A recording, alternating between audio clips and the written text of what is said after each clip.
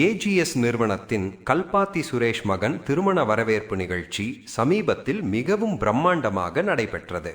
இந்த நிகழ்ச்சியில் தமிழ் சினிமாவின் பல பிரபலங்கள் கலந்து கொண்டனர். அதில் முக்கியமாக தவேக தலைவர் மற்றும் நடிகரான விஜய் கலந்து கொண்டது ரசிகர்களின் கவனத்தை ஈர்த்தது. அதே நிகழ்ச்சிக்கு நடிகை த்ரிஷாவும் வந்திருந்தார். இந்நிலையில் விஜய் மற்றும் த்ரிஷா இருவரும் ஒரே காரில் ஒன்றாக வந்து நிகழ்ச்சியில் கலந்து கொண்டதாக கூறப்படும் வீடியோ தற்போது சமூக வலைதளங்களில் வைரலாகி வருகிறது. இதற்கிடையில் நடிகர் விஜய்க்கு எதிராக அவரது மனைவி சங்கீதா செங்கல்பட்டு குடும்ப நல நீதிமன்றத்தில் விவாகரத்து மனு தாக்கல் செய்துள்ளார் என்ற தகவலும் பரபரப்பை ஏற்படுத்தியுள்ளது. 27 ஆண்டுகள் நீண்டிருந்த இவர்களின் திருமண வாழ்க்கைக்கு பிறகு இந்த விவகாரம் சினிமா மற்றும் அரசியல் வட்டாரத்தில் பெரும் பேசுபொருளாக மாறியுள்ளது.